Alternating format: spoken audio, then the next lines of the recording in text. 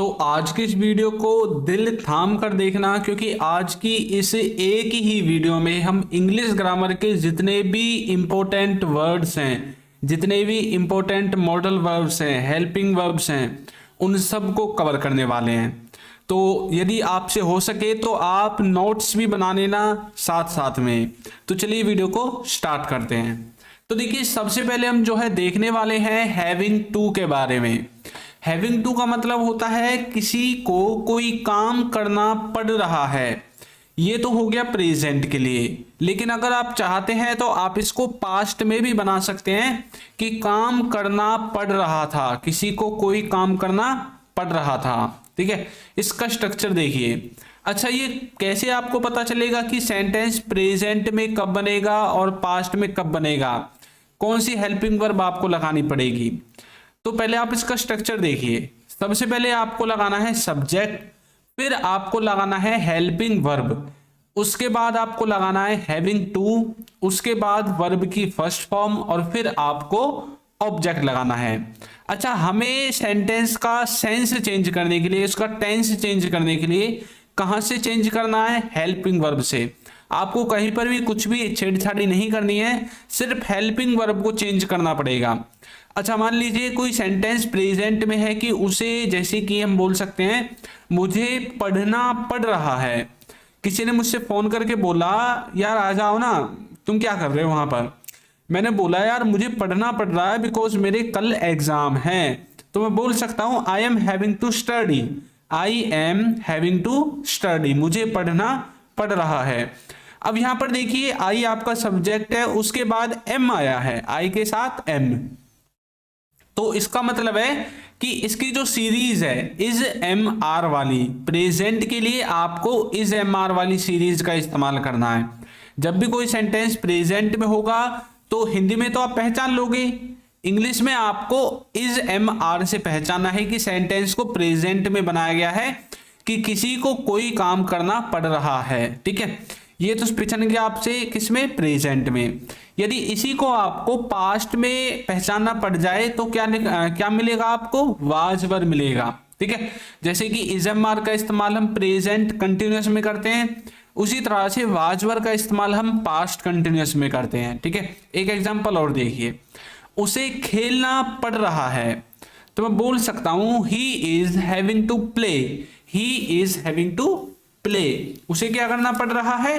खेलना पड़ रहा है। तो यहां पर भी आपका इज एम आर आ गया, यानी कि सेंटेंस प्रेजेंट का है। ठीक है, नेक्स्ट देखिए, ये वाला जो सेंटेंस है ये मैंने पास्ट में बनाया है। तुमको खाना पड़ रहा था, तुमको खाना पड़ रहा था। तो बोल सकते हैं you were having to eat, you were having to eat. तो देखिए, यू आपका सब्जेक्ट है और इसके बाद हमने वाज वर्ब का इस्तेमाल किया है, क्योंकि सेंटेंस है पास्ट का। तो पास्ट में सेंटेंस बनाने के लिए वाज वर्ब का इस्तेमाल करना है हैविंग टू के साथ, प्रेजेंट में बनाने के लिए इज एम आर का इस्तेमाल करना है हैविंग टू के साथ। बाकी सब कुछ सेम रहेगा, कोई भी चेंज नहीं होगा। ठीक है, ये बात आपको याद रखनी है। नेक्स्ट है हमारा कुड हैव। कुड हैव का जो हिंदी मीनिंग होता है वो दो तरह से होता है। एक तो होता है कि कर सकते थे, और एक होता है पास हो सकती थी। यानी कि आप किसी काम को कर सकते थे पास्ट में, और कोई वस्तु आपके पास हो सकती थी। अब कोई काम आपने नहीं किया होगा, अब आप प्रेजेंट में बोल रहे हैं खड़े होकर यार तुम ना वो कर सकते थे, तुमने मन से नहीं किया, है ना, बोलते ना कई बार। तो आप कुड हैव का इस्तेमाल कर सकते हैं। इसका जो स्ट्रक्चर होगा उसमें सबसे पहले आपको सब्जेक्ट लिखना है, फिर लिखना है कुड हैव, फिर वर्ब की थर्ड फॉर्म, और फिर ऑब्जेक्ट आएगा। देखिए, तुम वहां जा सकते थे, तो मैं बोल सकता हूं you could have gone there, you could have gone there. तो तुम किसी काम को कर सकते थे पास्ट में, जैसे तुम वहां जा सकते थे, तुम खाना खा सकते थे, तुम सो सकते थे, तुम उसे ला सकते थे, तुम उसे पीट सकते थे, तुम उसे बता सकते थे। तो सब में आपको इसी तरह से बोलना है, सबसे पहले सब्जेक्ट, फिर कुड हैव, और जो आपकी वर्ब है उसकी थर्ड फॉर्म आपको लगानी है। आपको एक चीज बता दूं, यदि कोई मॉडल वर्ब है और उसके साथ हैव आता है तो वर्ब की तीसरी फॉर्म वहां पर आती है। कौन सी फॉर्म? थर्ड फॉर्म वहां पर आती है। और उसके बाद जो भी आपका ऑब्जेक्ट वो आ जाता है। अब देखिए यहाँ पर गो की थर्ड फॉर्म गॉन आ गई है, तो ये तो हो गया कर सकते थे। अब देखिए नेक्स्ट, तुम्हारे पास कार हो सकती थी, पास हो सकती थी, कोई वस्तु आपके पास हो सकती थी, तो मैं बोल सकता हूं you could have a car, you could have a car, आपके पास एक कार हो सकती थी। मैं ऐसा भी बोल सकता हूं भाई आपके पास पैसे हो सकते थे, आपके पास बाइक हो सकती थी, घर हो सकता था, मकान हो सकता था, कोई भी चीज जो मैं चाहता हूं कि भाई आपके पास हो सकती थी, तो आप कुड हैव के बाद उस वस्तु का नाम लिख सकते हैं। जैसे मैंने कार के बारे में बोला है, तो कार का आपने कुड हैव के बाद नाम लिख दिया, you could have a car, आपके पास एक कार हो सकती थी। लेकिन जब हमने कुड को लगाया तो इसका जो लेवल है, जो इस काम को होने की संभावना है, जो पॉसिबिलिटी है, वो कम हो जाती है। ये बात आपको याद रखनी है, ठीक है। नेक्स्ट देखिए, अबाउट टू, अबाउट टू का मतलब है करने वाले हैं, किसी काम को करने वाले हैं या फिर कोई काम करने वाले हैं, आप कोई काम करने वाले हैं, वहां पर आप अबाउट टू का इस्तेमाल कर सकते हैं। इसमें भी आप प्रेजेंट और पास्ट दोनों में बना सकते हैं, ठीक है। वही बात रहेगी, इजम्मार का इस्तेमाल प्रेजेंट में और वाजवर का इस्तेमाल पास्ट में आपको करना है। सबसे पहले सब्जेक्ट, फिर हेल्पिंग वर्ब, फिर अबाउट टू, वर्ब की पहली फॉर्म और फिर ऑब्जेक्ट आ जाएगा। देखिए कैसे, मैं आने वाला हूं, मैं आने वाला हूं, तो मैं बोल सकता हूं I am about to come. तो मतलब कोई काम बस होने वाला है या फिर आप किसी काम को बस करने वाले हो, आप अबाउट टू का इस्तेमाल कर सकते हैं। अब जैसे मान लीजिए कि आप कहीं पर जा रहे हैं, शादी में जा रहे हैं, मान लीजिए मामा की लड़की की शादी में आप जा रहे हैं और वहां से फोन आ रहा है आपके मामा के वहां से कि भाई जल्दी आ जाओ, कहाँ हो, तो आपने बोल दिया हाँ हाँ I am about to come, मैं बस आने वाला हूँ, है ना, मैं बस पहुंचने वाला हूँ, I am just about to reach, ठीक है। तो इस तरह से आप अबाउट टू का इस्तेमाल कर सकते हैं। इसी को पास्ट में ले जाने के लिए आप जैसे बोलेंगे मैं आने वाला था, तो आप आई के साथ जो भी आपको वाज या वर जो भी आपका लगता है वो आप इस्तेमाल करके बना सकते हैं। वैसे आई के साथ वाज लगता है, ठीक है, ये बात आपको याद रखनी है। वह खेलने वाला है, तो बोल सकते हैं he is about to play, he is about to play. Next देखिए, तुम जाने वाले हो, तो मैं बोल सकता हूं you are about to go, you are about to go, तुम जाने वाले हो। तो इस तरह से कोई किसी काम को करने वाला है, आप अबाउट टू का इस्तेमाल कर सकते हैं। करने वाला था तब भी अबाउट टू का इस्तेमाल होगा, अगर कहीं पर चेंज होगा तो हेल्पिंग वर्ब में होगा। इजएमआर आया है, इसके स्थान पर वाजवर आ जाएगा। जैसे मैं आने वाला था, आई वाज, आप लिख सकते हैं अबाउट टू कम। नेक्स्ट है वह खेलने वाला था, तो पास्ट में ले गए तो वाज लिखेंगे, he was about to play. तुम जाने वाले हो, अब हमने बोलना है तुम जाने वाले थे, you were about to go. इस तरह से आप अबाउट टू का भी इस्तेमाल कर सकते हैं, ठीक है। नेक्स्ट है वुड हैव। वुड हैव का मतलब होता है कोई किसी के पास होगा, कोई वस्तु किसी के पास होगी, या कोई व्यक्ति किसी काम को कर चुका होगा, कोई व्यक्ति किसी काम को कर चुका होगा। देखिए इसमें आपको सबसे पहले सब्जेक्ट लिखना है, फिर वुड के साथ हैव लिखना है, वर्ब की थर्ड फॉर्म लिखनी है और फिर ऑब्जेक्ट लिखना है। जैसे कि उसके पास पेन होगा, तो मैं बोल सकता हूं he would have a pen, he would have a pen, उसके पास एक पेन होगा। आपको ऐसा लगता है कि भाई उसके पास ना पेन होगा, उससे जाकर ले लो आप, है ना।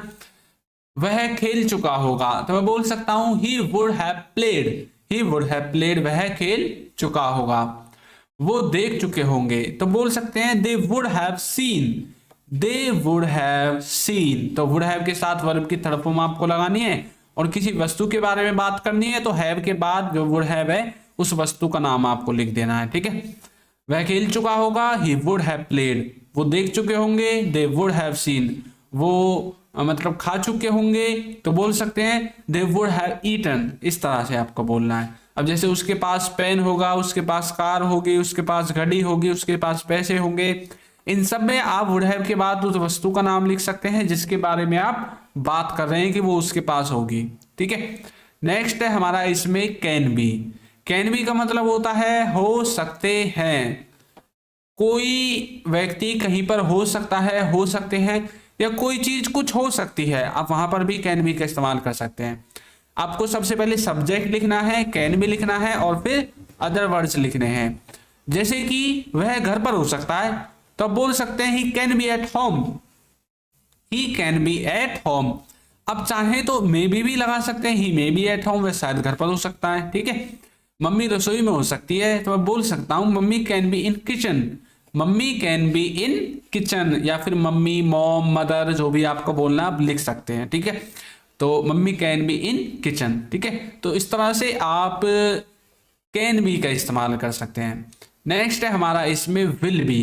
विल बी का जो हिंदी में मतलब होता है वो होता है कि कोई किसी काम को कर रहा होगा, लेकिन ये जो काम होगा ये फ्यूचर का होगा, अभी प्रेजेंट का नहीं है, आने वाले समय में कोई किसी काम को कर रहा होगा।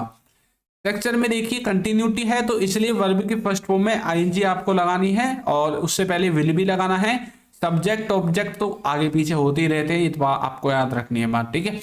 वह खेल रहा होगा, ये अभी की बात नहीं है, ये आने वाले समय की बात है कि भैया आने वाले समय में वो खेल रहा होगा। तो बोल सकते हैं he will be playing, he will be playing, वो देख रहे होंगे। They will be watching, they will be watching, वो क्या कर रहे होंगे, देख रहे होंगे। तो कोई किसी काम को कर रहा होगा आने वाले समय में, आप आसानी से किसका इस्तेमाल कर सकते हैं बताइए, विल बी का, ठीक है। नेक्स्ट है हमारा इसमें क्या है, देखिए नेक्स्ट है कुड। कुड का मतलब होता है कोई व्यक्ति किसी काम को कर सका या व्यक्ति किसी काम को कर पाया, दोनों में ही आप कुड का इस्तेमाल कर सकते हैं, सका या पाया वाले सेंस में। तो इसमें आपको सबसे पहले सब्जेक्ट लिखना है, फिर कुड लिखना है, वर्ब की पहली फॉर्म लिखनी है और फिर ऑब्जेक्ट लिखना है। जैसे कि मैं नहीं कर पाया, या फिर आप बोल सकते हैं कि मैं नहीं कर सका, I couldn't do, I could not do, मैं नहीं कर पाया या फिर मैं नहीं कर सका। वो नहीं जा पाया या फिर वो नहीं जा सका, तो आप बोल सकते हैं ही कुडंट गो या फिर ही could not go, he couldn't go, जो भी आपको जैसे भी लिखना है, ये कंप्रेस करके लिख दिया गया है। तो आपको जो भी बोलना बोल सकते हैं, वो नहीं जा पाया या फिर वो नहीं जा सका, ठीक है। वो देख नहीं सका, तो बोल सकते हैं he could not see, he could not see, he couldn't see या ही कुड नॉट सी, वो नहीं देख सका। तो इस तरह से आप कुड का इस्तेमाल कर सकते हैं, कोई किसी काम को कर सका या कर पाया, नहीं कर सका या नहीं कर पाया, नेगेटिव, और आप इसको दोनों तरह से, सिंपल और नेगेटिव दोनों तरह से बना सकते हैं, ठीक है। वैसे तो आप इसको इंटरोगेटिव में बना सकते हैं, उसके लिए आपको कुड को सब्जेक्ट से पहले लिखना पड़ेगा। नेक्स्ट है हमारा हैज हैव। हैज हैव का इस्तेमाल वैसे तो हम दो तरह से करते हैं, जिसमें से एक है सिंपल प्रेजेंट सेंटेंसेस जो होते हैं, सिंपल के जो सेंटेंसेस होते हैं उनमें, इनमें आपको कुछ नहीं करना होता, सबसे पहले सब्जेक्ट लिखना होता है, फिर हैज हैव और फिर डायरेक्ट ऑब्जेक्ट लिखना होता है। इनका हिंदी में मतलब होता है कि किसी के पास कुछ है, किसी के पास प्रेजेंट में कोई वस्तु है, तब आप इनका इस्तेमाल कर सकते हैं। जैसे कि मेरे पास कार है, अब बोलते हैं ना कई बार अपने दोस्तों से, भाई मेरे पास ना कार है, आई हैव ए कार, ठीक है, इस तरह से बोल सकते हैं। आपके पास पैसे हैं, यू हैव मनी, खर्च कर लो इनको, आपके पास है तो सही पैसे, यू हैव मनी, ठीक है।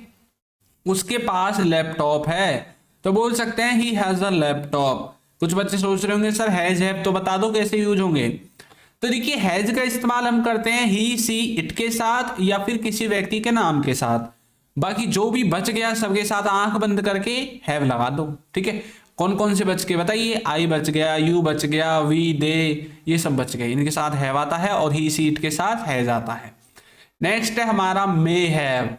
मे हैव का मतलब होता है शायद होगा, शायद होगा। स्ट्रक्चर में सबसे पहले सब्जेक्ट, फिर मे हैव, वर्ब की थर्ड फॉर्म के बाद ऑब्जेक्ट। उसके पास शायद कार होगी, तो मैं बोल सकता हूं he may have a car, he may have a car, वह शायद खेल चुका होगा।